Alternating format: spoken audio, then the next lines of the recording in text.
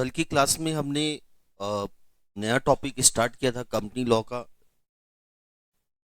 Topic is journal meeting. Journal meeting को हम share holder की मीटिंग भी बोलते हैं।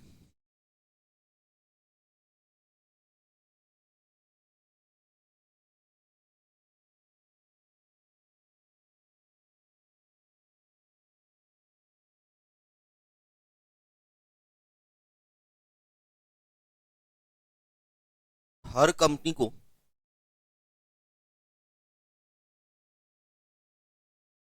हर every year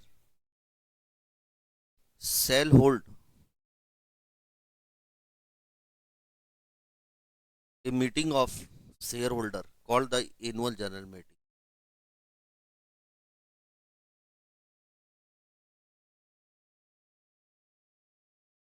Except one person company are not required to hold the annual general meeting because meeting का मतलब होता है किसी मैटर में डिस्कस करने के लिए दो या दो से अधिक पर्सन को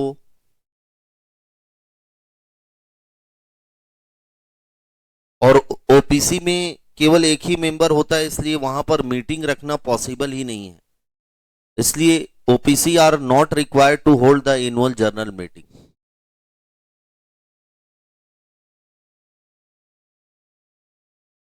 second, time limit for meeting, मतलब कंपनी को कब ये मीटिंग रखनी है। तो पहला टाइम तो ये है कि हर साल एक मीटिंग रखनी है, लेकिन उसकी टाइम एग्जैक्ट टाइम लिमिट भी दी गई है कि जो फर्स्ट एजीएम रहेगी कंपनी की वो विद इन 9 मंथ के अंदर हेल्ड हो जानी चाहिए from the end of first financial year of the company.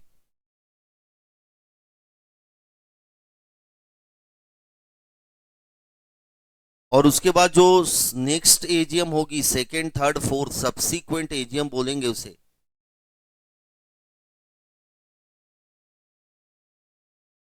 ये सेकेंड कैलेंडर ईयर के एंड तक हो जानी चाहिए।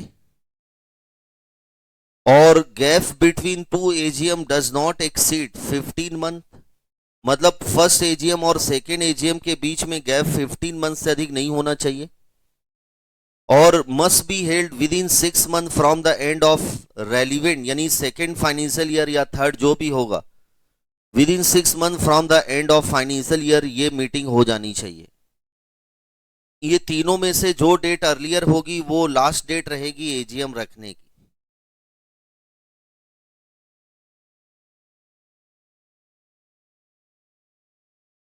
यहां तक कल हम पूरा सीखे थे टाइम लिमिट।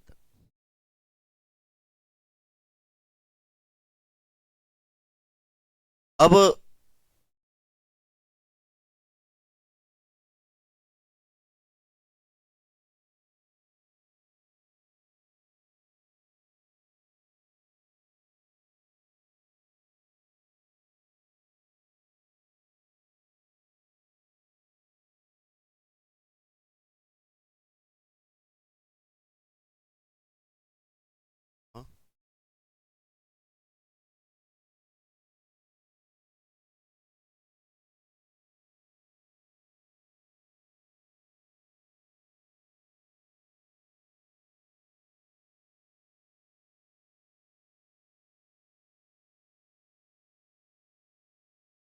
अब नेक्स्ट लॉ ये है कि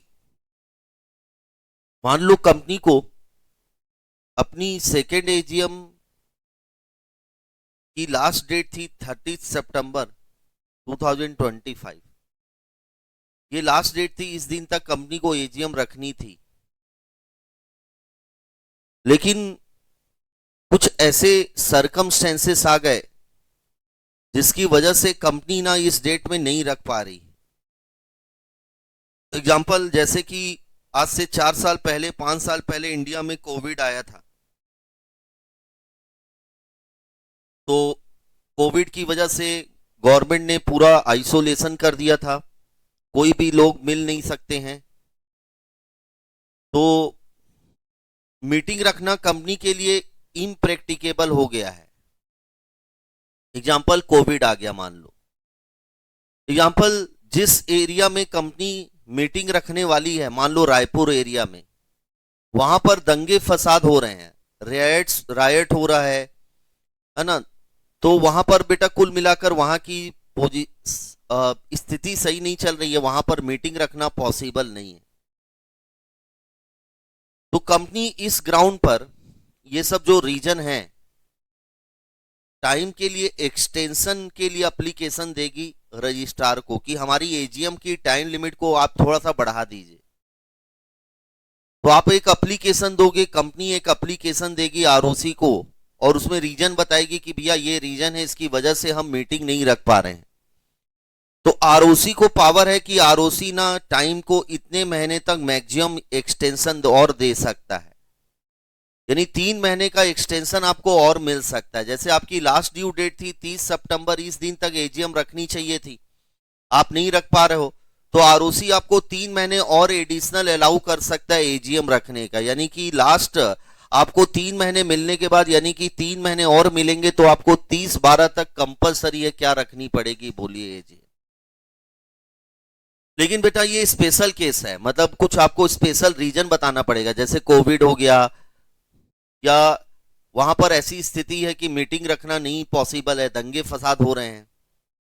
तो इस रीजन की वजह से आरओसी को पावर है कि आरओसी कितने महीने का एक्सटेंशन दे सकती है, मैक्सिमम 2-3 मंथ, 3 महीने का एक्सटेंशन मिल सकता है, और केवल सेकेंड मतलब सब्सिक्वेंट एजीएम के लिए मिलेगा, फर्स्ट एजीएम में कोई एक्सटेंशन नहीं है, याद रखना।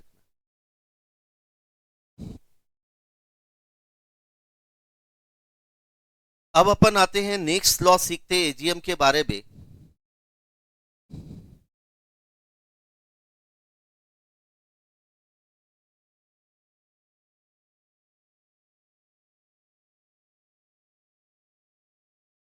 जो कंपनी एनुअल जनरल मीटिंग रखेगी उसका टाइम क्या रहेगा, उसका प्लेस क्या रहेगा, और वो किस दिन रख सकती है।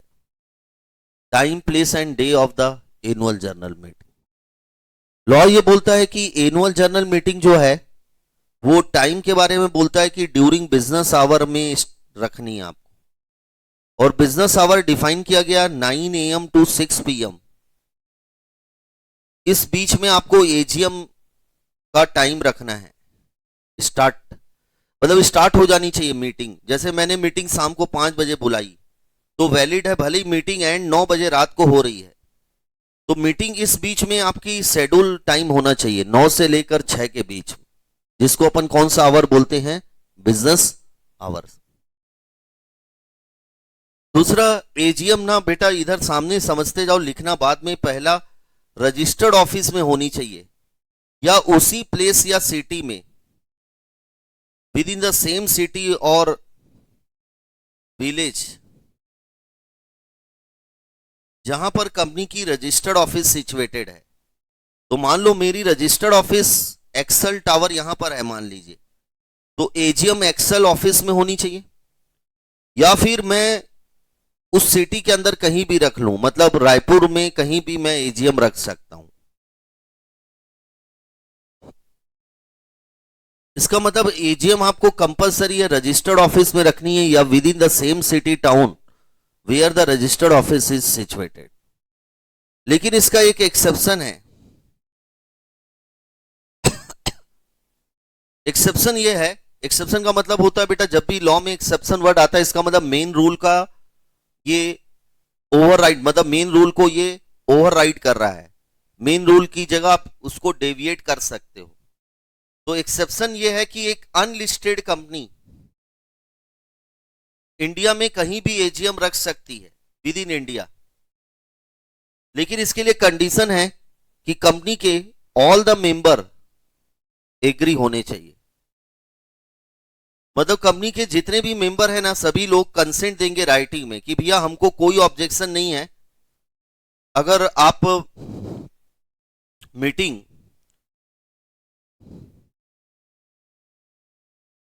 कहीं भी रख लो, हमें कोई ऑब्जेक्शन नहीं है। इधर सामने देखना एक law, annual general meeting of unlisted company may be held at any place in India. Condition है consent is given in writing और बाय इलेक्ट्रॉनिक मोड, मतलब ईमेल से, by all the member in advance. मतलब सभी लोग member लोग ना अपनी कंसेंट देंगे, कंसेंट मतलब परमिशन, कि हम एग्री हैं, आप रख लो मीटिंग इंडिया में कभी भी। तो ऑल द मेंबर एग्री होने चाहिए, कंसेंट देंगे राइटिंग में, तो कंपनी अपनी एजीएम इंडिया में कहीं भी रख सकती है। फिर तो प्लेस के बारे में क्या क्या लॉ हुआ बेटा, ध्यान से समझना। जर्नल रूल है कि हमारी एजीएम कहां पर होनी चाहिए, रजिस्टर्ड ऑफिस, या फिर उसी सिटी के अंदर जहां पर हमारी क्या है, बोलिए, रजिस्टर्ड ऑफिस। लेकिन उसका एक एक्सेप्शन है कि एक अनलिस्टेड कंपनी जो होगी वो इंडिया में कहीं भी एजीएम रख सकती है, लेकिन कंडीशन है कि उसके ऑल द मेंबर राइटिंग में कंसेंट देंगे कंपनी को कि हमें कोई ऑब्जेक्शन नहीं है। तीसरा लॉ है डे। एजीएम बेटा एनी डे रख सकते हो एक्सेप्ट नेशनल हॉलिडे को छोड़ के। नेशनल हॉलिडे मतलब एक ऐसा हॉलिडे जो सेंट्रल गवर्नमेंट ने डिक्लेयर किया है कि ये नेशनल हॉलिडे रहेगा। एग्जांपल जैसे 15 अगस्त, 26 जनवरी, 2 अक्टूबर, ये सभी क्या है, नेशनल हॉलिडे। इस दिन को छोड़ के आप एजीएम कहीं भी किसी भी दिन रख सकते। तो फाइनली मेरा 3 लॉ क्या बना, place, time and day. Place, कहां पर एजीएम होनी चाहिए बोलो आप लोग, रजिस्टर्ड ऑफिस में होनी चाहिए या फिर उसी सिटी के अंदर होनी चाहिए जहां पर क्या है, रजिस्टर्ड।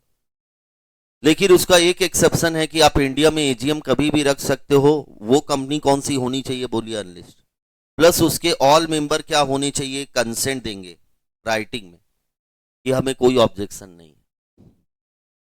दूसरा, टाइम, एजीएम कब होनी चाहिए, बोलिए, बिजनेस आवर में। और बिजनेस आवर क्या माना जाएगा, 9 to 6। लेकिन मैंने ये बताया था कि ये मीटिंग स्टार्ट होने का समय है, कंप्लीट भले ही रात को 1 बजे हो, कोई प्रॉब्लम नहीं, लेकिन मीटिंग चालू कब हो जानी चाहिए, 9 से लेकर 6 के बीच में। और डे, एजीएम किसी भी दिन रख सकते हो, लेकिन इस दिन नहीं रखना है, जिसको बोलते हैं नेशनल हॉलिडे।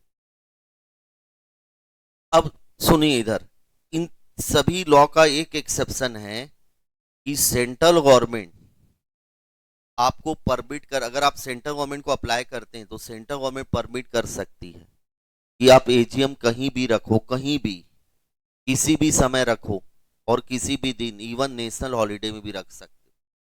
ये सेंट्रल गवर्नमेंट से आपको परमिशन लेना पड़ेगा। लेकिन इसके लिए तो आपके एग्जाम में क्वेश्चन आता है, सुनो, एक कंपनी है XYZ लिमिटेड, उसके 95% शेयर होल्डर लोग, मतलब मान लो उसके 100 शेयर होल्डर है टोटल, उसमें से 95 शेयर होल्डर पेरिस में रहते हैं। कहाँ रहते हैं, पेरिस। अब ये कंपनी एजीएम रखना चाहती है, लेकिन इनके 95% शेयर होल्डर ने कंपनी को एक लेटर लिखा कि भाई देखो, हमारे लिए इंडिया आना पॉसिबल नहीं है, इसलिए आप ना एजीएम यहीं रख दो हमारे लिए। कहाँ, पेरिस। तो क्वेश्चन है कि क्या कंपनी अपनी एजीएम पेरिस में रख सकती, बताइए। तो भैया पहला बेसिक लॉ आंसर क्या लिखा होगे, प्लेस के बारे में, कि कंपनी को अपनी एजीएम कंपलसरी है कहाँ रखनी है, रजिस्टर्ड ऑफिस या within the same city town. अगर वो अनलिस्टेड कंपनी है तो इंडिया में कहीं भी रख लो, लेकिन इसके लिए सभी मेंबर क्या देंगे, कंसेंट। लेकिन ये एक यूनिक केस है, यहाँ पर एजीएम कहाँ पर रखने वाले हैं बेटा, बोलो, फॉरेन में। और फॉरेन में अगर रखना है तो एक ही एक्सेप्शन है कि आपको किससे परमिशन लेना पड़ेगा, सेंट्रल। तो कंपनी सेंट्रल गवर्नमेंट से परमिशन लेकर अपनी एजीएम कहां पर रख सकती है, बोलो, पेरिस।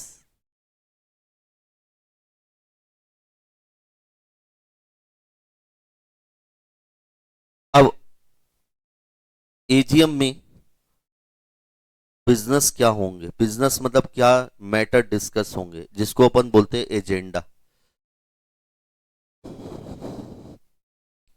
मीटिंग में बेटा जो भी मैटर डिस्कस होते हैं ना, उसे अपन बोलते हैं बिजनेस डिस्कस करना। और बिजनेस को एक और नाम बोलते हैं एजेंडा। मीटिंग का एजेंडा क्या रहेगा। तो बेटा जर्नल मीटिंग में जितने भी बिजनेस होते हैं प्लीज सामने देखो, ये समझना जरूरी है। नोट वोट आप लोग मैं लिखवाऊंगा, सब आप लोग पहले समझ जाओ, ये बहुत जरूरी है। मीटिंग में, जर्नल मीटिंग में जितने भी बिजनेस होते हैं ना, वो दो कैटेगरी में डिवाइड होते हैं। पहला बिजनेस है ऑर्डिनरी बिजनेस और दूसरा बिजनेस है स्पेशल। कितने बिजनेस होते हैं? ऑर्डिनरी और स्पेशल, दो कैटेगरी में डिवाइड करते हैं। ऑर्डिनरी बिजनेस चार टाइप के दिए गए हैं। Four specific type of business is ordinary business. इसके अलावा जो भी बिजनेस होंगे वो इसमें फॉल करेंगे, स्पेशल बिजनेस। तो ये चार बिजनेस जो ऑर्डिनरी बिजनेस है और जो कंपलसरी है, ये बिजनेस एजीएम में ही होंगे और किसी मीटिंग में नहीं होते। और ये बिजनेस एजीएम में भी हो सकते हैं और यूजीएम मतलब अदर जनरल मीटिंग में भी हो सकते हैं, एक्स्ट्रा ऑर्डिनरी जनरल मीटिंग। आज हम सीखने जाएंगे ऑर्डिनरी बिजनेस के चार इंपॉर्टेंट टाइप्स। ऑर्डिनरी बिजनेस का सबसे पहला टाइप है कंसीडरेशन ऑफ अकाउंट्स।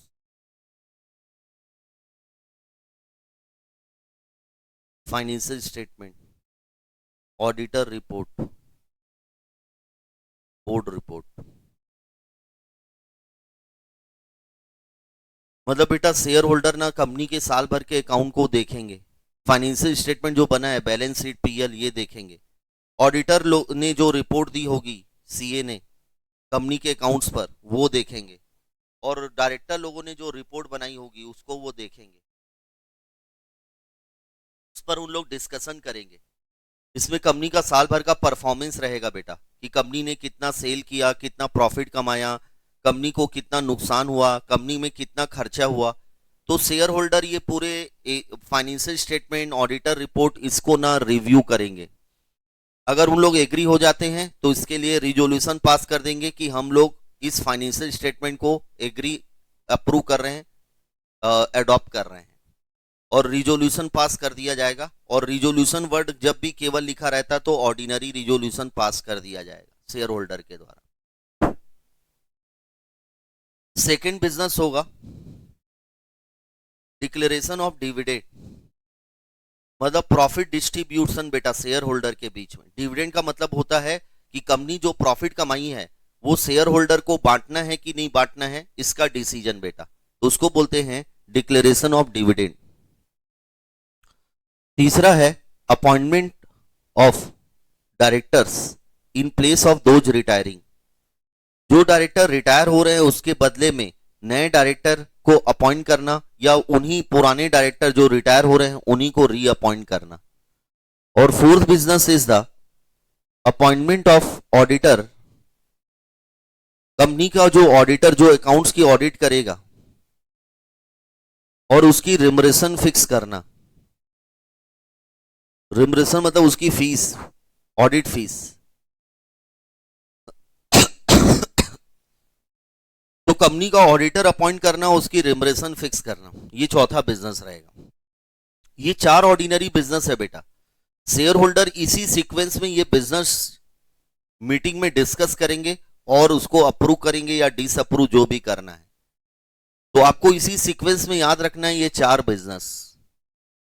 बोलिए पहला बिजनेस क्या था?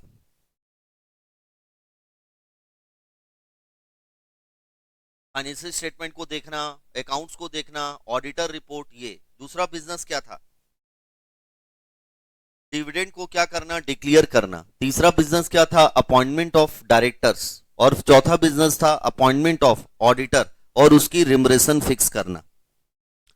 इसके अलावा अगर कोई और मैटर डिस्कस हो रहा है जर्नल मीटिंग में, तो उस बिजनेस को कौन सा बिजनेस बोलेंगे? Special business.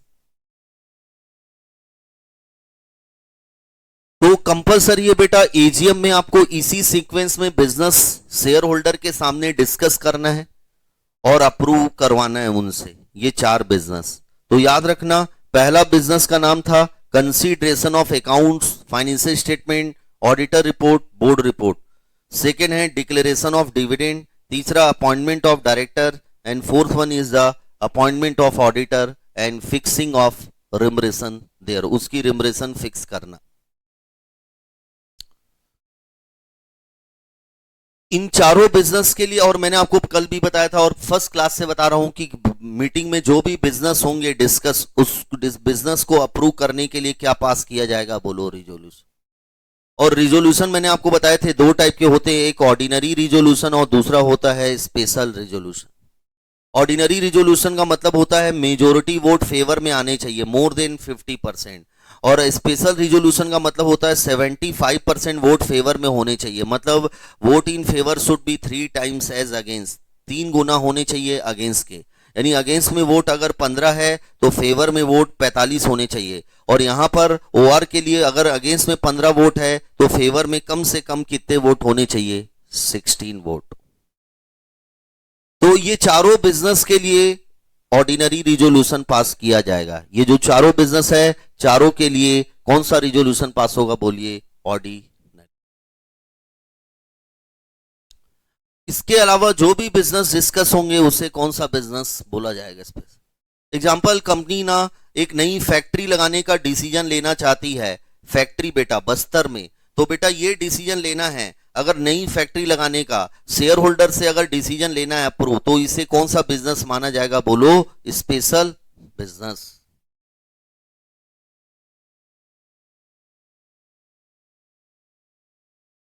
तो ये हमारा बिजनेस भी हो गया। एजीएम में क्या क्या होगा, तो देखो अभी तक हमने एजीएम में क्या पढ़ा और क्या नहीं। तो सबसे पहले हमने पढ़ा कि एजीएम की टाइम लिमिट कब तक हो जानी चाहिए। उसके बाद हमने पढ़ा कि एजीएम का डे टाइम प्लेस क्या रहेगा, वेन्यू क्या रहेगा, day time and place of AGM. और उसके बाद बिजनेस टू बी डिस्कस, यानी कि एजीएम में क्या बिजनेस डिस्कस होंगे, बिजनेस टू बी ट्रांजेक्ट।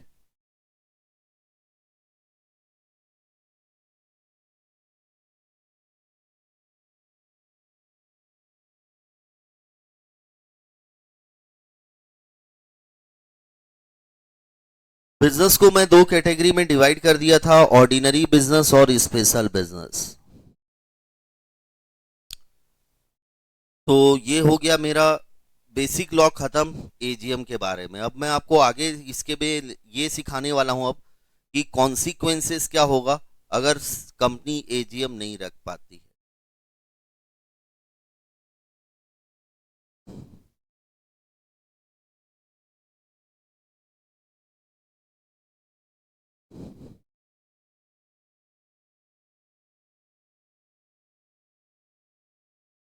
देखो, अगर एक कंपनी, सुनो, पहले तो एक बेसिक चीज सिखा रहा हूं।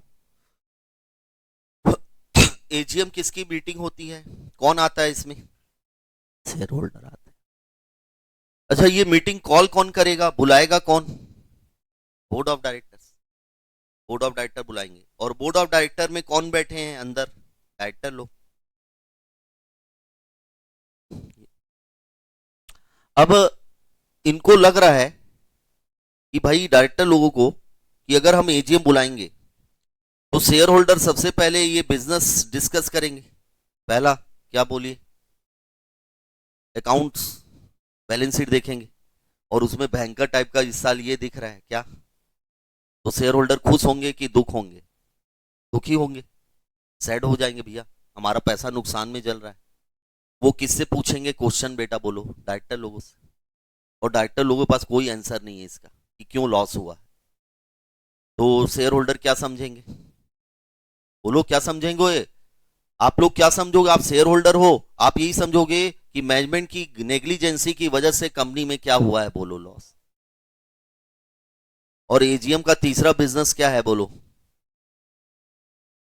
मतलब समझ गए होंगे कि जो डायरेक्टर थे, ये जो डायरेक्टर बोर्ड में हैं, उन लोग को शेयर होल्डर क्या कर देंगे, बेटा बोलो, रिमूव, उन्हें वापस रीअपॉइंट नहीं, और नए डायरेक्टर अपॉइंट कर ले।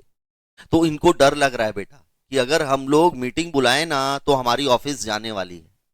तो इन लोग जानबूझकर क्या नहीं बुला रहे हैं, बोलो, एज नहीं बुला रहे हैं।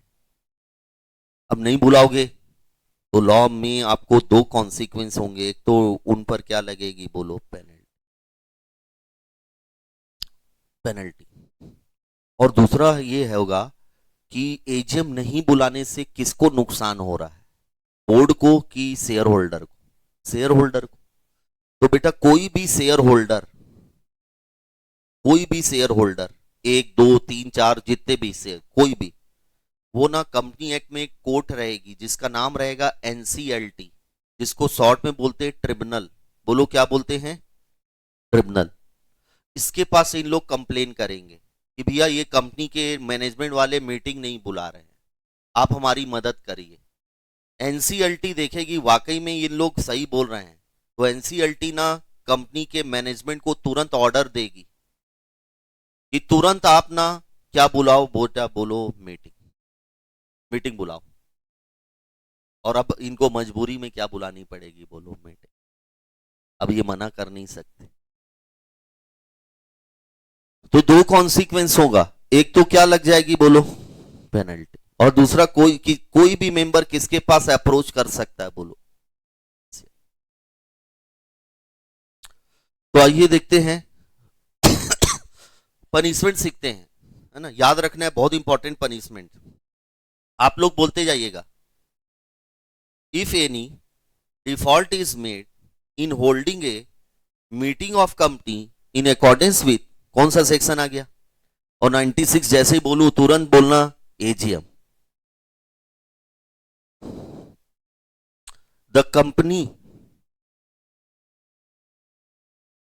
एंड क्या लिखा? बोलो every officer of the company वो इज इन डिफॉल्ट। यानी पेनल्टी दोनों पर लगेगी, कंपनी पर भी लगेगी और कंपनी के ऑफिसर वो इज इन डिफॉल्ट, दोनों पर पेनल्टी लगेगी।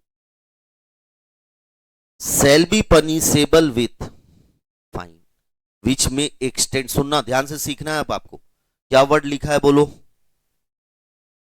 याद रखना, एक्सटेंड टू 1 लाख। एक्सटेंड का मतलब है मैक्सिमम 1 लाख रुपए, इसके अंदर लगेगा।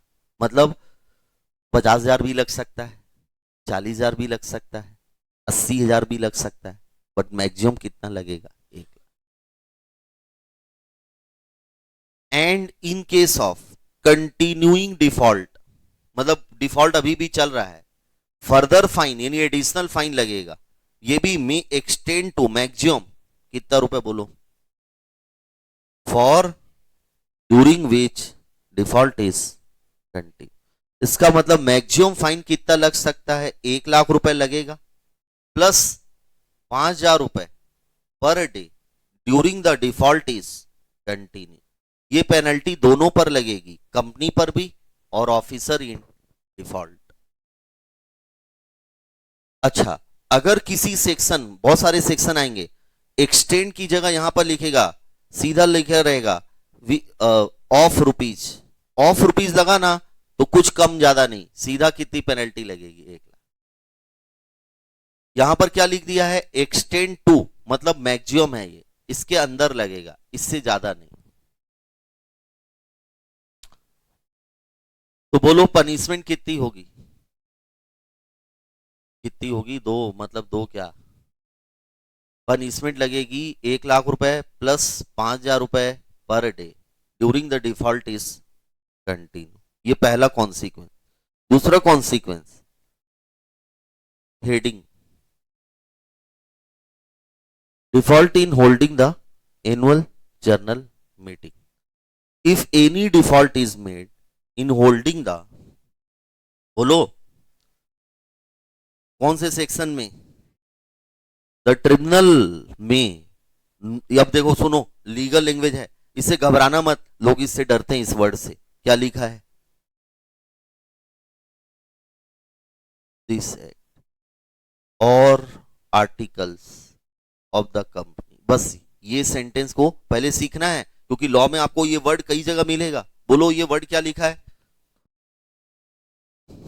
Not with standing.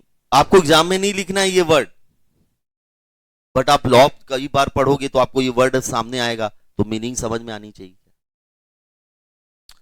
वर्ड है not with standing anything contain in the act और आर्टिकल। मतलब नॉट विथ स्टैंडिंग का मतलब होता है कि कहीं पर भी कुछ भी लिखा हो, हमको उससे मतलब नहीं है।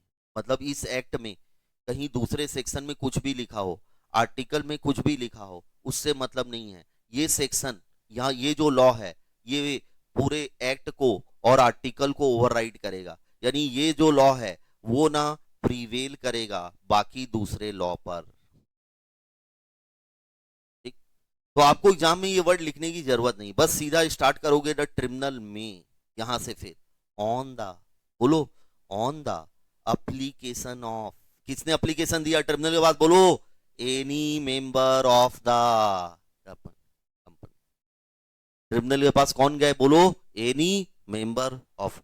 तो ट्रिब्यूनल अब क्या करेगी, सुनो, कॉल और क्या डायरेक्ट, डायरेक्ट मतलब ऑर्डर देना, order the calling of the annual general meeting of the company, यानी ट्रिब्यूनल ऑर्डर देगी कंपनी को कि कॉल करो, आप मीटिंग बुलाओ एक, and give such ancillary, ancillary मतलब other directions as the tribunal think expedient, जो एक्सपीडियंट का मतलब जो जरूरी हो, ट्रिब्यूनल को उचित लगे।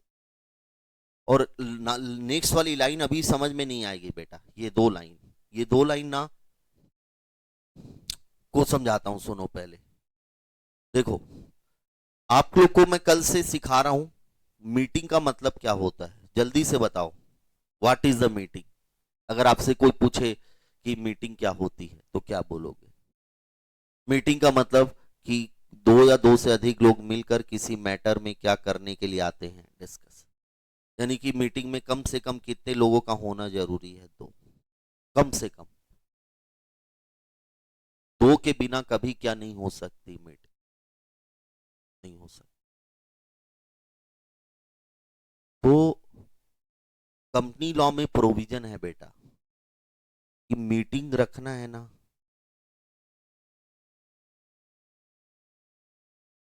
कोरम ऑफ मीटिंग का आना जरूरी है। क्या आना जरूरी? कोरम। कोरम का मतलब होता है मिनिमम नंबर ऑफ मेंबर का आना जरूरी है मीटिंग, और लॉ में मिनिमम नंबर दिए गए हैं। सपोज कि पब्लिक कंपनी में मिनिमम 5 मेंबर का आना जरूरी है मीटिंग में, एग्जांपल ले रहा हूं, अभी पढ़ेंगे लॉ आगे आएगा।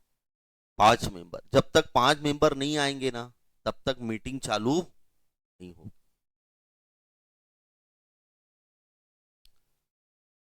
तो यहां पर जब ट्रिब्यूनल के ऑर्डर पर मीटिंग बुला रहे हैं ना, तो ट्रिब्यूनल ऑर्डर दे रही है कंपनी को मीटिंग बुलाओ, तो ट्रिब्यूनल ये भी ऑर्डर दे सकती, ध्यान समझना बहुत इंपॉर्टेंट है, provided that such direction, direction मतलब ऑर्डर, इंक्लूड डायरेक्शन दैट, बहुत इंपॉर्टेंट लाइन, अब देखो पढ़ो आप लोग समझ में आएगा अब, that 1 member of the company present in person, person मतलब खुद, मेंबर खुद पर्सनली आता है, और बाय, बोलो प्रॉक्सी, प्रॉक्सी का मतलब एजेंट, मेंबर नहीं आता, मेंबर ने अपने बदले में किसी को भेज दिया है ना, तो उसको बोलते हैं क्या, बोलो proxy, shall deem to be constitute a, मतलब एक मेंबर भी अगर आ गया तो उसे वैलिड क्या माना जाएगा मीटिंग।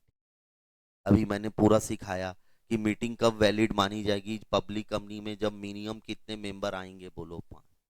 लेकिन यहाँ पर ट्रिब्यूनल किसके ऑर्डर पर मीटिंग बुलाई गई है, बोलो ट्रिब्यूनल, तो ट्रिब्यूनल ये ऑर्डर दे सकती है कि एक मेंबर भी अगर मीटिंग में आ गया तो उसे वैलिड क्या माना जाएगा, बोलो मीटिंग, यानी एक्सेप्शन हो गया।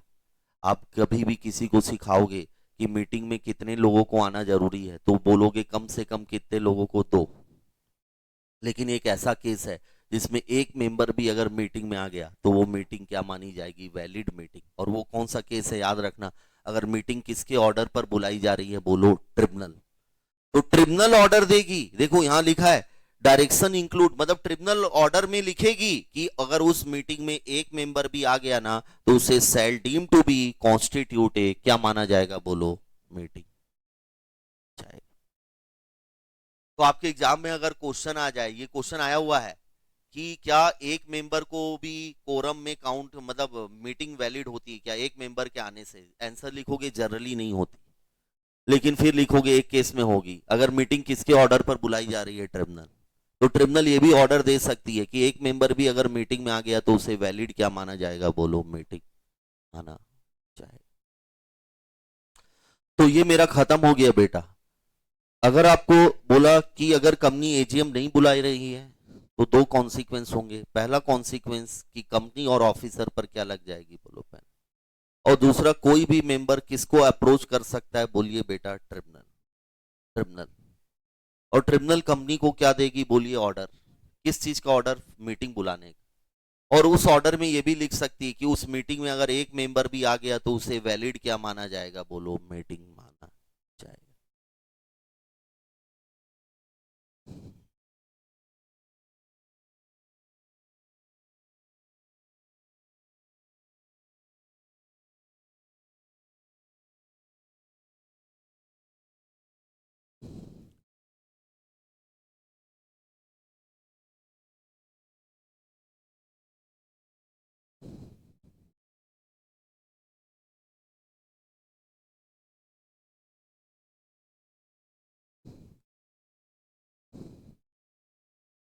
ये वाला केस स्टडी पढ़िए।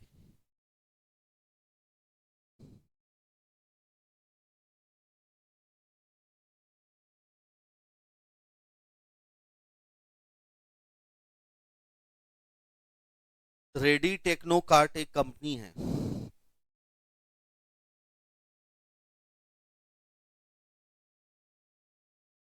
1/4/21 को वो रजिस्टर्ड हुई थी। कंपनी ने अभी तक कोई जर्नल मीटिंग नहीं रखी है।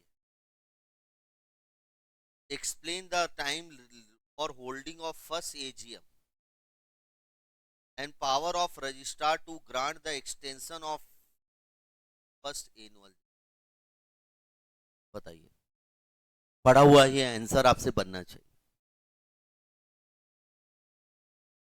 तो यहां पर आपको कौन सी एजीएम की टाइम लिमिट पूछा है, याद रखना, फर्स्ट एनुअल जर्नल मीटिंग। और फर्स्ट एनुअल जर्नल मीटिंग का टाइम लिमिट होता है with in 9 month from the end of first financial year. फिर क्वेश्चन है कि क्या आरओसी इस टाइम को बढ़ा सकती है, क्या एक्सटेंशन दे सकती है। सिखाया था। केवल सब्सीक्वेंट एजीएम की टाइम लिमिट एक्सटेंशन हो सकती है, मैक्सिमम कितने महीने, 3 महीने। फर्स्ट एजीएम की टाइम लिमिट कभी भी क्या नहीं हो सकती, एक्सटेंशन नहीं हो। तो देखो, according to section 96, every company shall required to hold its first AGM within a period of from the closure of first financial year, presuming that company का फर्स्ट फाइनेंशियल ईयर क्लोज हो रहा है 31 मार्च 22 को, तो कंपनी अपनी AGM रखेगी on और before the 31 दिसंबर 2022। फिर आगे, अच्छा, एक्सटेंशन का आंसर ही नहीं लिखा है, तो एक्सटेंशन केवल सब्सीक्वेंट एजीएम का मिलता है, फर्स्ट एजीएम का कोई एक्सटेंशन नहीं।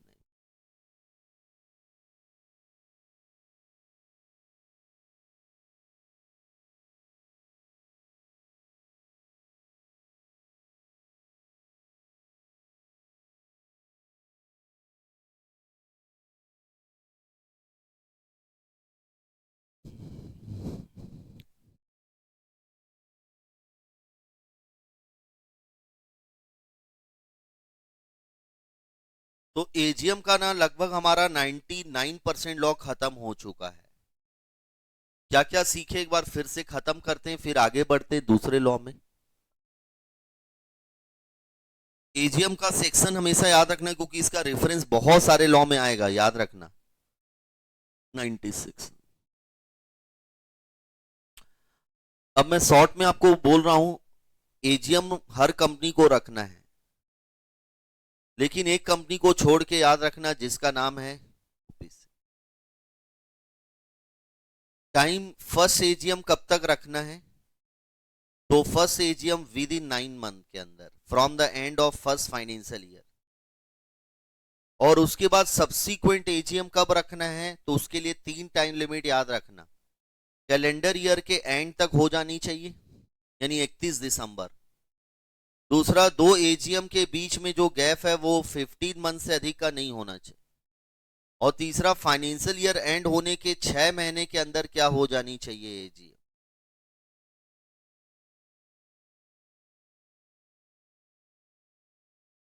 तीसरा, ये जो सब्सीक्वेंट एजीएम है ना, इसकी टाइम लिमिट को हम आरओसी से एप्लीकेशन लेकर 3 महीने का हम एक्सटेंशन और ले सकते हैं, टाइम लिमिट बढ़वा सकते हैं। मैक्सिमम कितने महीने का? 3। इसके बाद day time place of the meeting. Day कब नहीं रख सकते, याद रखना, नेशनल हॉलीडे में। टाइम हमेशा बिजनेस आवर में होनी चाहिए चालू, और प्लेस रजिस्टर्ड ऑफिस में होनी चाहिए या सेम टाउन, विलेज और सिटी के अंदर जहां पर रजिस्टर्ड ऑफिस। बट उसका पहला एक्सेप्शन है कि अनलिस्टेड कंपनी इंडिया में कहीं भी रख सकती है, प्रोवाइडेड उसके सभी member, all the member writing में क्या देंगे? कंसेंट। और ये तीनों का एक्सेप्शन है कि आप इन तीनों रूल को अवॉइड कर सकते हो अगर आप किससे परमिशन ले लेते हो सेंटर। फोर्थ, बिजनेस कितने डिस्कस होंगे? तो पहला बिजनेस कंपलसरी डिस्कस होगा जिसको बोलते हैं ऑर्डिनरी। ऑर्डिनरी कितने बिजनेस होंगे? 4। पहला business consideration of accounts, balance sheet यानी फाइनेंशियल स्टेटमेंट, ऑडिटर रिपोर्ट, ये सब। दूसरा डिविडेंड डिक्लेयर करना। तीसरा डायरेक्टर अपॉइंट करना, और चौथा ऑडिटर अपॉइंट करना। इसके अलावा जो भी बिजनेस होंगे उसे कौन से बिजनेस बोलेंगे? Special business.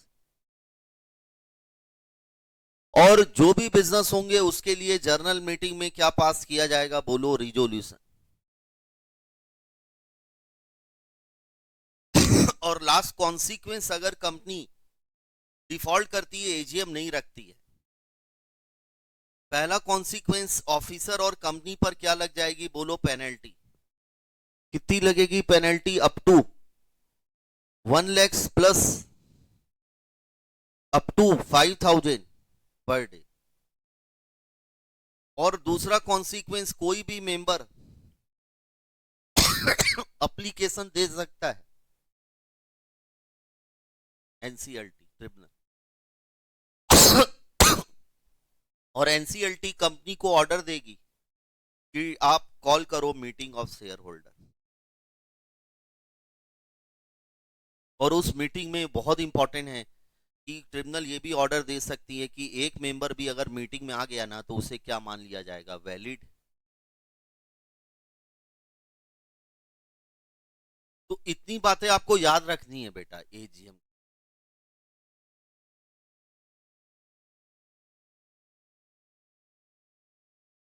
अब कोई भी मीटिंग रखनी है ना बेटा, तो कॉमन कुछ बेसिक बातें आपको ध्यान रखनी है। अगर मीटिंग रखनी है तो सबसे पहले हर शेयर होल्डर को क्या भेजी जाएगी? नोटिस। नोटिस का लॉ। दूसरा, मीटिंग रखनी है तो नोटिस रखोगे, ठीक है, फिर मीटिंग में एक मुखिया अपॉइंट होगा जिसको बोलेंगे चेयरमैन। मीटिंग का चेयरमैन होना जरूरी है, जो मीटिंग को लीड करेगा बेटा। अच्छा, मीटिंग तभी चालू होगी जब मीटिंग में ये प्रेजेंट होगा। कोरम, कोरम अभी बताया था मैं। कोरम का मतलब होता है minimum number of member required to present in the meeting. जैसे आपको कोरम सिखा रहा हूं, सुनना। प्राइवेट कंपनी के केस में लॉ बोलता है कि मिनिमम 2 मेंबर का मीटिंग में आना जरूरी है पर्सनली। पब्लिक कंपनी के केस में 3 स्लैब दिए गए हैं, 5, 15, 30।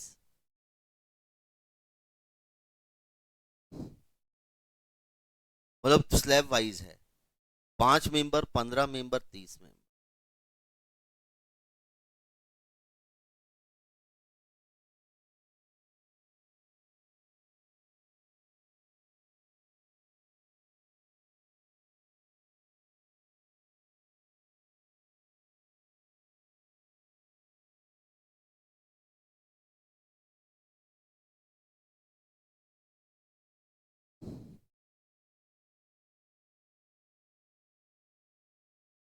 देखो,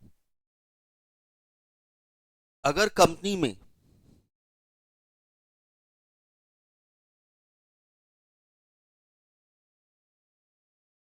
नंबर ऑफ मेंबर, मीटिंग की डेट में इतने मेंबर हैं, up to 1000 number of total member, तो कोरम इतना मेंबर आना जरूरी है। अगर कंपनी में 1000 से अधिक मेंबर है बट अप टू इतने मेंबर हैं, 5000 मेंबर, तो 15 मेंबर का आना जरूरी है। और अगर पब्लिक कंपनी में 5000 से अधिक नंबर ऑफ मेंबर हैं, मान लो 15000 मेंबर है, 25000 शेयर होल्डर है, तो इतने मिनिमम मेंबर का आना जरूरी है। तो पब्लिक कंपनी में कोरम स्लैब वाइज दिया गया है, 5, 15 और 30। 5 कब रहेगा? अगर कंपनी में number of member up to कितने हैं, 1000 के, मतलब 1000 के अंदर मेंबर है तो 5 लोगों का आना जरूरी है। 1000 से अधिक है बट अप टू कितने हैं, तो 15 मेंबर का आना जरूरी। और अगर 5000 से अधिक हैं तो 30 मेंबर का मीटिंग में आना जरूरी। इसके बिना मीटिंग चालू नहीं होगी, स्टार्ट नहीं होगी। लेकिन ध्यान रखना, देखो कंपनी को ना बेटा, सबसे पहले लॉ फॉलो करना है, कंपनी एक्ट और अदर लॉ। अगर लॉ किसी मैटर के बारे में साइलेंट है या कंपनी चाहे तो अपना खुद का भी रूल बना सकती है, कहां पर बोलिए आर्टिकल्स, ये भी फॉलो करना कंपलसरी है कंपनी, आर्टिकल्स। लेकिन आप आर्टिकल में कोई ऐसा प्रोविजन नहीं बना सकते जो लॉ के अगेंस्ट में हो। हाँ, लेकिन आप आर्टिकल में ऐसा लॉ बना सकते हो, रूल अपना खुद का, जो लॉ से स्ट्रिक्ट हो, स्ट्रिक्ट रूल बना सकते हो, लिबरल रूल नहीं। स्ट्रिक्ट मतलब what is the strict rule? जैसे एग्जांपल, लॉ में लिखा है कि पब्लिक कंपनी में कोरम 5 होगा अगर नंबर ऑफ मेंबर कितने होंगे, बोलो 1000। तो कंपनी आर्टिकल में ये रूल नहीं बना सकती कि हमारी कंपनी का कोरम 3 होगा। ये क्या हो गया बोलिए, लिबरल। ऐसा प्रोविजन नहीं बना। हाँ, कंपनी लिख सकती है कि हमारी कंपनी का कोरम 50 होगा, तो फिर अब कंपनी का कोरम क्या एप्लीकेबल हो जाएगा, बोलो 50। फिर 5 नहीं रहेगा, फिर क्या रहेगा, बोलो 50। यानी कि आर्टिकल में आप लॉ से कौन सा प्रोविजन बना सकते हो, बोलो स्ट्रिक्ट, बट आप आर्टिकल में लिबरल प्रोविजन नहीं बना सकते। जैसे लॉ में लिखा है कि पब्लिक कंपनी में मिनिमम कितने डायरेक्टर होने चाहिए, बोलो 3। आप आर्टिकल में लिख रहे हो हमारे यहाँ 2 ही डायरेक्टर से काम चल जाएगा, नहीं, ये आर्टिकल का ये प्रोविजन वैलिड नहीं माना जाएगा। लेकिन आर्टिकल में लिख सकते हो कि हमारी कंपनी के बोर्ड में मिनिमम कितने डायरेक्टर होंगे, बोलो 10, तो ये वैलिड माना जाएगा। अब आपको 10 डायरेक्टर हमेशा रखने पड़े। तो इसका मतलब ये हुआ बेटा कि आप आर्टिकल में कोरम की लिमिट को क्या कम करोगे कि बढ़ा सकते हो, ये बताओ। बढ़ा सकते हो बट कम नहीं कर सकते। तो आज की क्लास में हमने बहुत सारी चीजें अभी सीख ली है।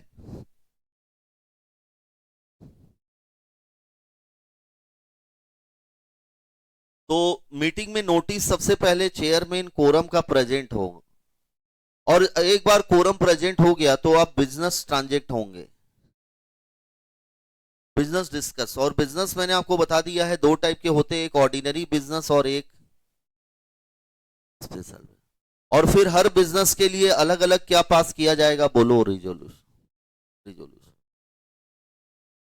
और फाइनली मीटिंग को एंड कर दिया जाएगा, और एंड करने के बाद मीटिंग में जो जो डिस्कशन हुआ उसको रिकॉर्ड करेंगे एक रजिस्टर में, जिसको बोलते हैं मिनट्स, बोर्ड जर्नल मीटिंग की मिनट्स बुक।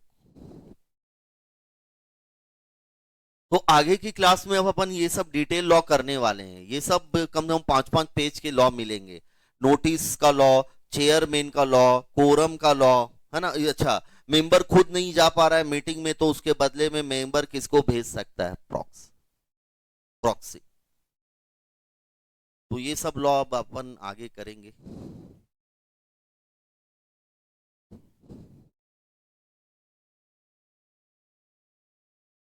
देखो बेटा, मैं आज एक चीज और आपको याद करवा रहा हूं, याद करके जाना, वो सेक्शन के नाम।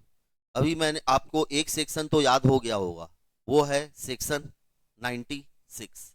वो किसके बारे में था, याद रखना, एजीएम के बारे में, ठीक। दूसरा सेक्शन याद रखना बेटा, अगर कंपनी 97, इसी के बाद वाला सेक्शन है, और याद भी रहेगा कैसे कि अगर कंपनी एजीएम नहीं बुला रही है तो कौन बुला सकता है एजीएम, बोलो, एनसीएलटी, जो अभी अपन पढ़े थे, मेंबर कंप्लेन करेगा और एनसीएलटी ऑर्डर देगी। तो ये कौन सा सेक्शन है याद रखना, 97। अच्छा, और ये सेक्शन याद रखना बेटा, बोलो, जो अभी सीखे 1 लाख रुपए प्लस 5,000, वो कौन से सेक्शन में दी गई है, 99। तो एजीएम से रिलेटेड कितने सेक्शन हो गए, 3 सेक्शन, 96, 97 और 96 में बेसिक लॉ है, 97 में ट्रिब्यूनल को पावर है एजीएम बुलाने का, और 99 में क्या दी गई है, पनिशमेंट, पेनल्टी। उसके बाद आज मैंने आपको थोड़ा सा ब्रीफ बताया, मीटिंग बुलाने के लिए क्या दी जाएगी, बोलो, नोटिस। फिर मैंने आज ये लॉ भी आपको थोड़ा सा बताया, फिर ये भी हेडिंग बस बताइए आपको, फिर ये बताया प्रॉक्सी। तो ये सब सेक्शन बहुत इंपॉर्टेंट है जो अपन आगे की क्लास में करेंगे। आज की क्लास को यहीं पर खत्म करते हैं, बाकी